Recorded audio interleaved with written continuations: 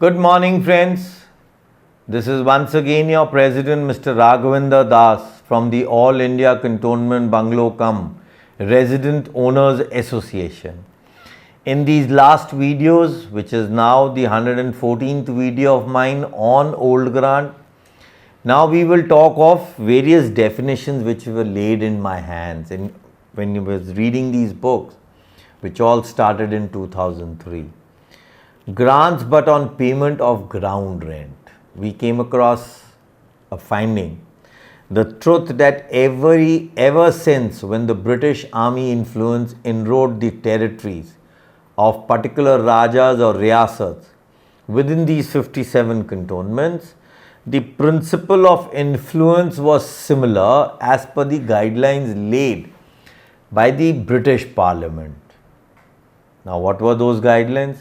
The British Parliament or the British fraudulently defrayed the rights of the Rajas and the Zamindars without actually compensating them their proprietary rights in the soil or land, what you called.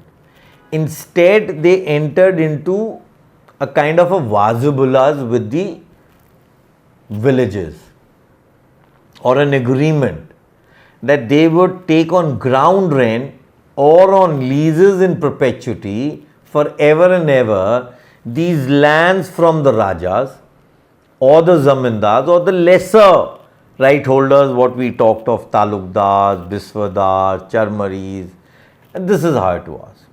So here, let's begin off why the Britishers were doing all this and why were they trying to, basically just deal with the land or the revenue or these grants, because in 1765 there would have been no sale agreements, there wouldn't have been any TPA acts or whatever.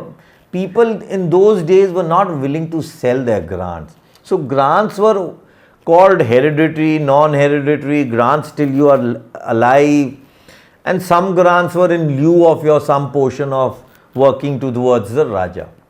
So the brief history begins like this. Hindustan, ever since the Hindu kingdom declined and the Timur dynasty, which saw the Akbar rule from 1556 to 1605, Akbar's doings were the base, for these entire doing. It refuses not his attentions to the most trivial point. The principle was carried out in full of the Akbari system, that is called the land revenue system. So Hindustan was divided into 15 subas. So it could be called states. Akbar first conducted the survey and measured these lands. His officers fixed the share of government amounting to 1/3 of the produce. This was known as the first land settlement, and it happened in the year somewhere in 1560s. So every 10 years Akbari system was, the land would be reassessed and these grants would be then chalked out with whom they are, and his home minister, Mr. Todermal, was the original revenue collector of this country. During this period only, when the Timur dynasty was growing and it was finally coming to a decline, the Queen of England in September 1599 signed an order for the Merchant of London's, and finally the East Indies companies put their foot in India. On 31st December 1600, the permission to George Earl Cumberland with his 215 knights, elderly men and burgesses, these were those men given some ranks. Sir Lord Golphin, they landed in India. Then it came to Sir Lord Golphin in 1702, a united company of Merchant of England, which we all know as East India Company. It was actually called the East Indies. From this, the company's status regulated by the Acts of Parliament instead of the charter from the Crown came the Pitt's Act 1784. This is a very important act. The courts of proprietors was deprived of revoking powers. Now, prior to 1784, a lot of wars happened, and a lot of native rulers were actually won over by the British Army. So, we are not getting into those nitty details at how these armies were created, because a set of 215 or maybe 300 people couldn't have won the wars. So, they were definitely native sepoys also. So, now from here onwards, 1784 becomes very important.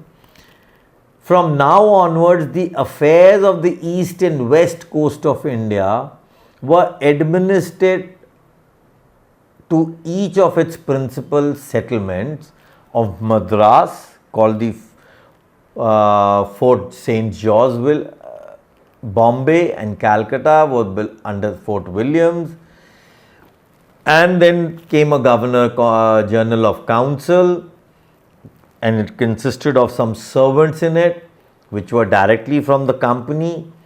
So basically the three presidencies, which were quite independent to each other, called the Madras, Bombay and Bengal, but they worked under a subordinate or a coordination with the directors of the England, that is the Queen of England.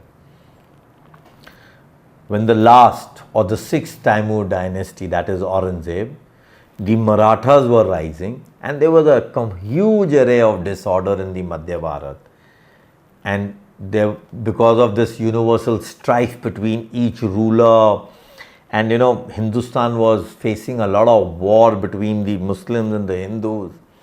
By 1707, or by the period of 18th century beginning, the influence of the British were growing in Hindustan.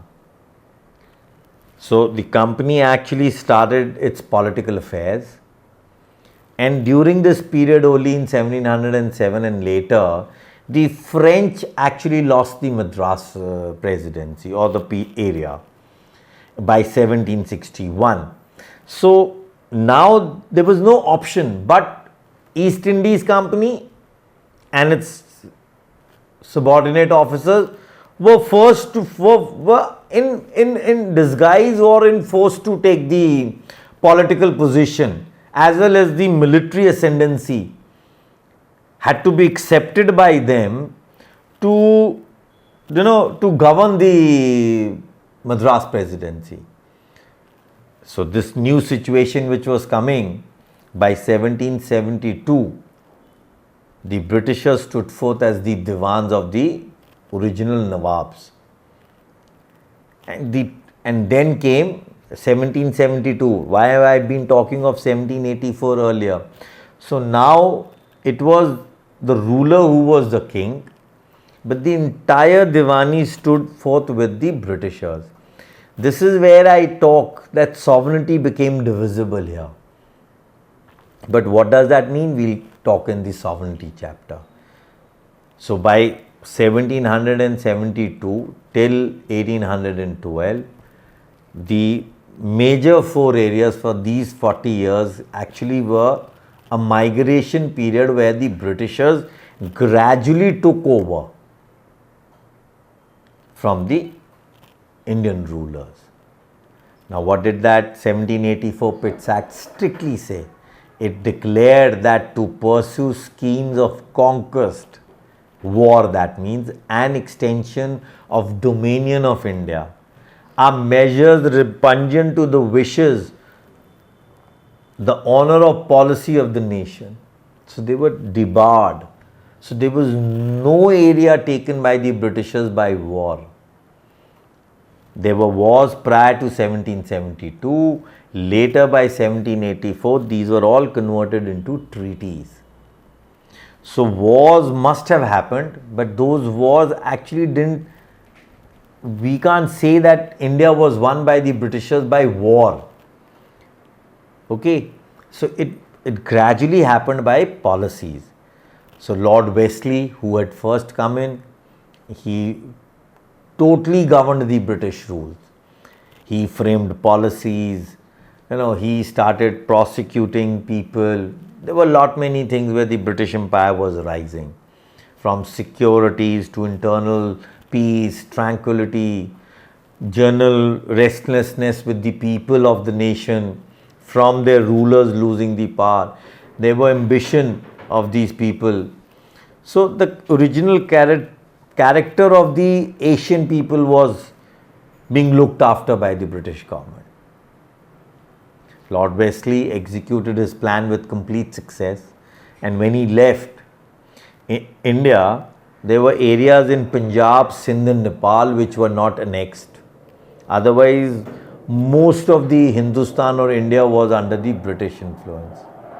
So these areas which were a part of the British were called the regulation territories, and which were not the part of the regulation territory of the British influence were called the non-regulation territories.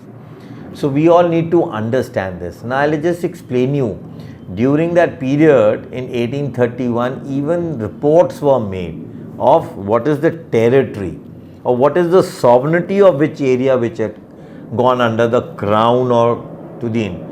It included some 700 native states, covering a population of more than about 77, an area of about 77 lakh square miles, a population of about 6.5 crores.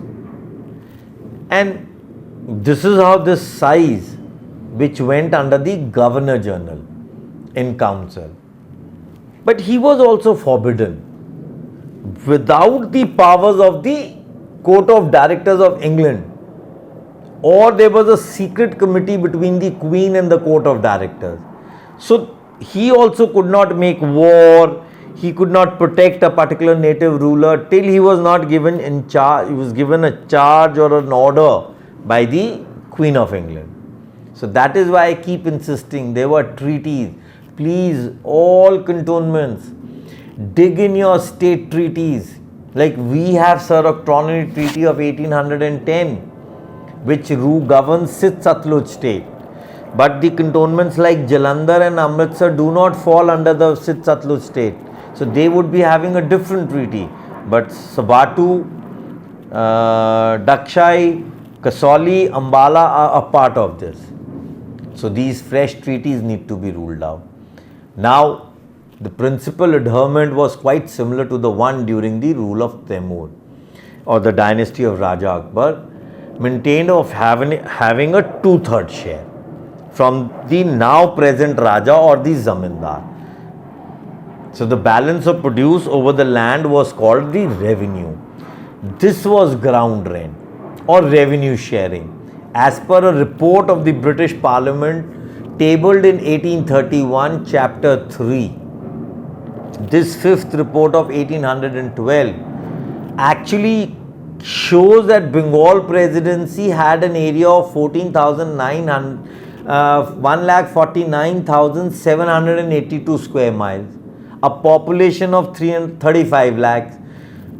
You will be surprised the revenue sharing value in Sikka rupees were touching 3 crores 24 lakhs approximately. Madras Presidency, the area was 49,607 square miles. The population was approximately 4 crores, an amount of 85 lakhs 11,009 was the Madras rupee which was being collected. Similarly, for Bombay Presidency, the area was 59,438 square miles with a population of 6 crores approximately, and the principal revenue sharing here in Bombay was 2/3 and 1/3. So friends, please understand what ground rent meant during that period, which Sikandrabad people don't understand as a cantonment. So once again, I say we were old grants, never converted into new grants because we were revenue free grants. And this we were recognized till 1865. Thank you. Good day.